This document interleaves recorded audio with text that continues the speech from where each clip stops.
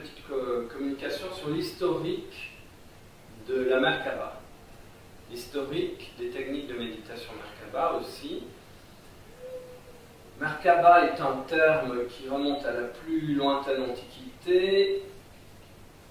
C'est un mot clé dans le judaïsme où il désigne les chargés de lumière sur lesquels différents prophètes sont partis, ont disparu dans les nuées.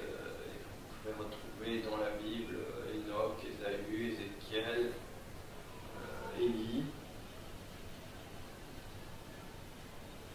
Et ce terme, visiblement, vient de l'ancienne Égypte.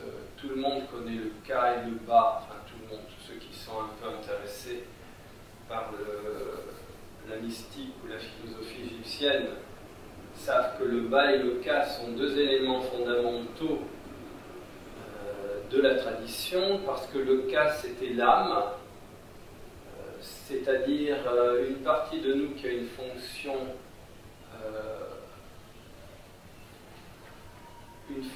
on va dire, reliant les différentes expériences terrestres entre elles. Et le Ba, c'est une partie de l'âme qui est envoyée avec le corps physique pour témoigner de l'expérience physique, de toute l'expérience physique faite durant le cours d'une vie humaine, et à la fin de cette expérience physique, au moment appelé la mort, le Ba retourne vers le Ka, et là il y a tout un tas de processus qu'on peut deviner dans le livre des morts égyptiens, donc tout un tas de processus sur lesquels il y aurait énormément à dire et qui concernent la vie après la mort. Par exemple, à Luxor, il y a le tombeau de Thoutmôsis III qui pour moi est le plus beau dans l'absolu. Thoutmôsis III qui est un des grands pharaons de l'époque où l'Égypte était à l'apogée de sa civilisation, vers le XVIIIe siècle avant Jésus-Christ. Et 19e et 18e siècle se situe l'apogée de du deuxième empire égyptien. Et la tombe de Thoutmôsis III est complètement... c'est un des plus beaux endroits. Déjà, elle a deux niveaux. Et c'est une Merkaba, elle est circulaire. Donc c'est vraiment un vaisseau destiné à permettre au pharaon de partir voyager dans les différents espaces-temps après la mort. Et au premier étage sont dessinés l'intégralité, tout le premier étage, ce sont les dessins du livre des morts égyptiens qui étaient censés indiquer le chemin à suivre pour les défunts pour retourner dans le monde des justes, gardé par Maat et Anubis. Maat, déesse de la justice, et Anubis, le dieu avec la tête de chien, qui était le passeur ou le gardien du seuil qui permettait aux âmes de franchir le grand fleuve post-mortem ou non. Bref, Merkaba, c'est vraiment, on est au cœur de la tradition égyptienne. Mer, c'est une lumière contre-rotative qui permet, lorsque du vivant de l'individu, grâce à certaines techniques, il a pu, on va dire, activer cette lumière contre-rotative, ce qui implique déjà que toutes les cellules participent à ce mouvement contre-rotatif et soient intégralement acquises à la cause de la lumière, c'est-à-dire qu'il n'y ait plus aucune résistance dans les cellules, c'est-à-dire que l'ombre en soit complètement bannie. Et l'ombre, ce sont les mémoires émotionnelles accumulées durant le laps de notre existence terrestre. Donc, Merkaba, ce sont les techniques, Merkaba sans H, ce sont les techniques spirituelles qui permettent, en activant cellulairement cette lumière contre-rotative, qui permettent au Ba on va dire, la mémoire, la partie de l'âme incarnée avec le corps physique est destinée à tirer les leçons de l'existence humaine, qui permet donc à ce bas de s'unir au cas, ce qui provoque différents éléments qu'on pourrait appeler l'ascension dans le christianisme, c'est-à-dire ou la sortie de la roue des réincarnations dans le bouddhisme, même si ces deux notions paraissent difficilement conciliables, elles le sont complètement, puisque la résurrection, c'est la fusion de l'individu dans cette lumière magnifique qui unit tout, que le christianisme a appelé le Christ, mais que les hindous appellent Vishnu depuis les temps les plus immémoriaux. Si on étudie les concepts et qu'on va au-delà des mots, on se rend compte que très souvent, ce sont les mêmes concepts qui voyagent au travers des différentes civilisations et à qui vont être donnés des noms différents. Et comme les gens sont complètement focalisés sur le nom, sur la forme et pas sur le contenu, ils se battent en défendant exactement les mêmes valeurs, en disant c'est moi qui ai raison. Ah. Donc on est vraiment dans cette extraordinaire capacité qu'a l'être humain de transcender toutes les limitations de la vie terrestre, et tout se passe dans la lumière, parce que la lumière c'est l'information. La lumière contient toute l'information disponible dans la création. Et l'amour est le fixateur de la lumière dans les cellules. C'est une des autres raisons pour lesquelles il est tout à fait essentiel de faire un travail de nettoyage émotionnel, on va dire, de première grandeur, de première envergure, parce que toutes les émotions de basse fréquence, ce sont des niveaux d'amour de basse représentent. Je vais le dire d'une autre façon, on peut accéder au niveau d'amour uniquement par rapport à notre capacité à avoir transmuté certaines mémoires émotionnelles qui ramènent notre corps émotionnel aux fréquences les plus basses. Donc si vous avez de la rancune, de la rancœur, de la haine, même des résidus, votre mémoire émotionnelle en est réduite au niveau vibratoire de ce que vous n'avez pas nettoyé, et la résultante, c'est que votre niveau d'amour va être limité à ce niveau-là. C'est-à-dire que même si par moment vous le dépassez, toujours vous allez être vos mémoires vont vous ramener à ce niveau-là pour que vous puissiez nettoyer. C'est ça qui est extraordinaire. Comme je dis toujours, l'inconscient c'est notre meilleur ami, et son but c'est justement, c'est l'évolution, mais en réalité l'évolution c'est la sortie de la roue des réincarnations, c'est la résurrection. Il n'y a rien d'autre. C'est ça l'évolution. Et alors notre inconscient sans arrêt nous ramène à ces événements de basse fréquence et aux émotions qui les caractérisent, de façon à nous obliger à faire le travail de dépasser ces mémoires-là en les évacuant, pour pouvoir élever notre niveau d'amour, et automatiquement, dès lors qu'on le fait, eh bien, la lumière que l'on charge en permanence peut commencer à être fixée par les cellules et va être fixée tout le temps à des niveaux supérieurs, puisque plus le niveau d'amour augmente, plus on peut télécharger des mémoires en lien avec la lumière, qui sont des mémoires, on va dire, originées à des niveaux de la création de plus en plus centraux, jusqu'à pouvoir atteindre le centre de l'information et avoir à disposition toutes les informations, toutes les mémoires cosmiques nécessaires pour aider les autres. Et là aussi, il y a une notion très très importante. Beaucoup pensent que la Merkaba, c'est un outil pour voyager dans l'espace. Donc on prend sa Merkaba, clac, clac, clac, on décide d'aller dans un endroit, on y va, on essaie d'avoir de l'information dans cet endroit-là, et on revient tout content d'avoir fait un voyage sans avoir à payer son billet d'avion. Alors, ce n'est absolument pas le cas, parce que une des grandes règles de la conscience cosmique, c'est l'économie. Donc si vous pouvez aller avec un avion, un bateau ou n'importe quel moyen quelque part, vous n'allez pas le faire avec vos véhicules psychiques, parce que ce serait une dépense considérable d'énergie.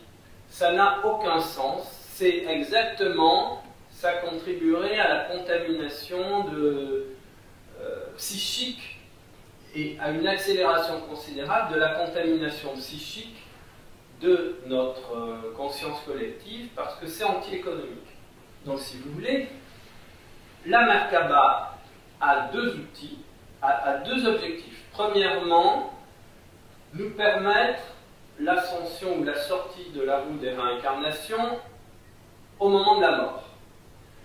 Éventuellement, en cas d'urgence planétaire, ça pourrait être avant la mort, parce que les conditions seront réunies dans ces cas-là pour que ceux qui ont fait le travail soient évacués. Beaucoup de gens attendent, soi-disant, que des extraterrestres viennent les récupérer. En réalité, les extraterrestres sont tout le temps avec nous, et c'est ce qu'on appelle les anges, les archanges, les principautés, les vertus, les puissances, les dominations. Et très très loin de nous, et donc occupés à bien d'autres choses, les trônes, les chérubins et les séraphins. Ça, ce sont les extraterrestres. Si vous voulez, il n'y a aucun intérêt à être en lien avec des extraterrestres qui seraient des humains ayant voyagé dans l'univers, parce que s'ils voyagent dans l'univers,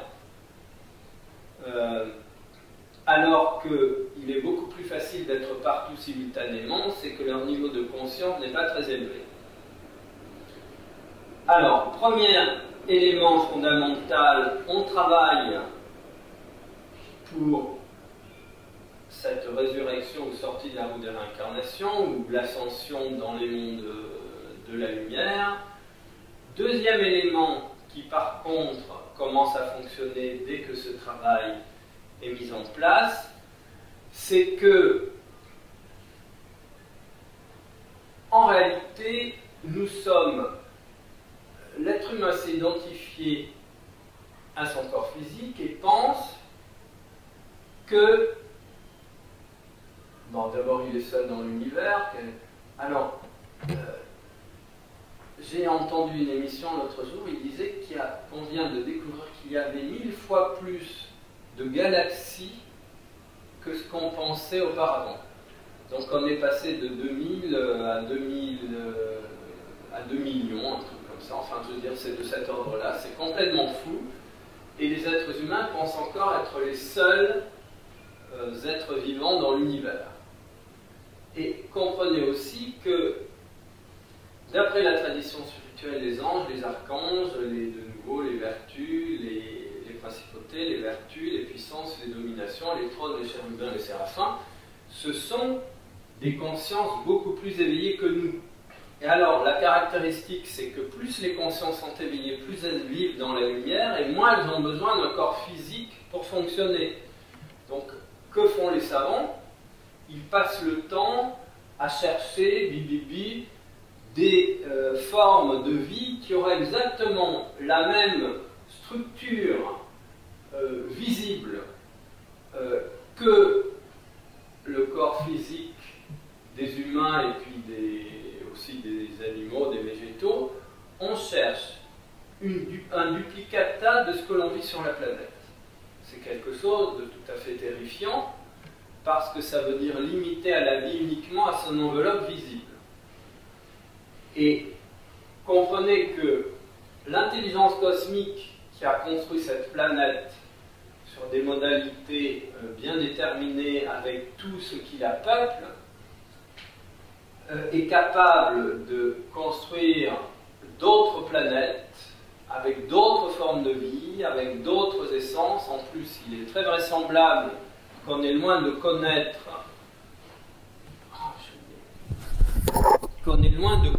l'intégralité des formes de vie, même y compris sur notre planète. On en découvre tout le temps. Il serait intéressant de voir ce qui existe à l'intérieur de la planète. Il serait intéressant de voir aussi ce qui existe dans les sphères invisibles de notre planète. Et là, il y aurait de grandes surprises.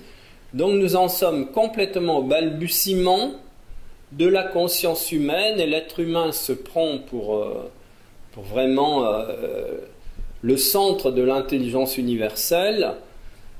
Et vraiment, c'est un orgueil pathétique, et on comprend à partir de là comment l'humanité est vraiment porteuse de l'orgueil luciférien et donc des valeurs de la chute, rien que par l'orgueil qui l'anime. Au lieu de penser qu'on ne sait pas grand-chose, il serait particulièrement utile de commencer par penser qu'on ne sait pas grand-chose. Voilà. Alors, à partir de là, un élément tout à fait essentiel, c'est que l'idée, c'est que nous ne sommes pas des êtres humains perdus sur la planète Terre, en train d'essayer désespérément de comprendre ce qu'on fait ici, et en focaliser uniquement sur l'apparence extérieure de tout ce que l'on voit pour essayer de trouver des solutions qu'on n'arrivera jamais à trouver dans ces cas-là. Nous sommes des êtres cosmiques, présents simultanément dans toutes les formes de ce qui existe dans la création, jusqu'au centre de la création elle-même, et que donc le travail que la Merkaba permet, c'est progressivement de déchirer tous les voiles nous séparant de ce centre originel de tout ce qui existe, un peu comme la graine qui a donné naissance à tout. Et lorsque nous retournons à la conscience de la graine, qui est en même temps le tout, et c'est ça qui est extraordinaire, parce que la graine est l'arbre le plus développé, c'est la même chose à ces niveaux-là. Si je prends cet exemple, c'est-à-dire que nous sommes en même temps la graine, le tronc, les branches, les fleurs, les fruits et les semences. Et j'ai oublié les racines, évidemment. Nous sommes tout cela à la fois. Et comprenez que ce que fait l'humanité, c'est qu'elle s'identifie uniquement au tronc. Elle n'est même pas capable de comprendre que les racines ou l'inconscient, c'est ce qui donne la vie au tronc, c'est-à-dire au monde de l'apparence. Elle n'est même pas fichue de comprendre ça. C'est tout à fait extraordinaire. Et même la psychologie oppose le conscient à l'inconscient. Les racines ne peuvent en aucune façon s'opposer au tronc et aux branches. C'est une incongruité absolue. Et comme le visible ne peut pas s'opposer à l'invisible, ce sont deux aspects de la vie. Mais comme les êtres humains refusent l'invisible, eh bien à partir de ce moment-là, ils nient tout ce qui est à l'origine de la vie, et comme ils nient tout ce qui est à l'origine de la vie, ils vivent dans une civilisation qui est de plus en plus porteuse de mort à tous les niveaux. Tout cela parce qu'ils ont nié la puissance de l'invisible. Alors, un des autres objectifs du travail avec la Merkaba, c'est de nous permettre de récupérer cette conscience de simultanéité, parce que le tout, que l'on a appelé Dieu, est une sphère dont le centre est partout et la périphérie nulle part. Et vu qu'elle est partout, elle est aussi en nous. Et si nous récupérons notre capacité à nous réidentifier avec le tout qui est notre seule réalité, à ce moment-là, nous pourrons récupérer l'intégralité des mémoires du tout.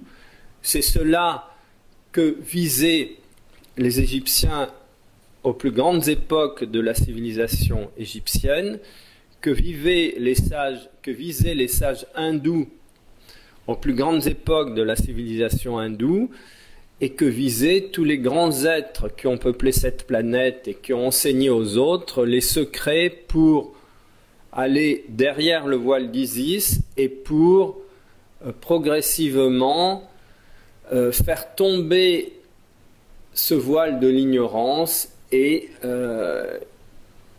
récupérer progressivement la vision de ce qui se cache derrière ce qu'on appelle le monde des mystères ou le monde de l'invisible, qui n'est pas du tout caché, qui est caché uniquement parce que nous avons tellement abaissé notre niveau de lumière que la lumière ne nous transmet plus l'information qui pourtant est en nous. Cette information, elle est en nous, mais nous n'avons pas le niveau d'amour et de lumière pour la récupérer. Et l'objectif de ce travail, c'est de nous permettre à travers des techniques de purification émotionnelle et des techniques d'expansion de conscience, de récupérer cette unité avec le tout.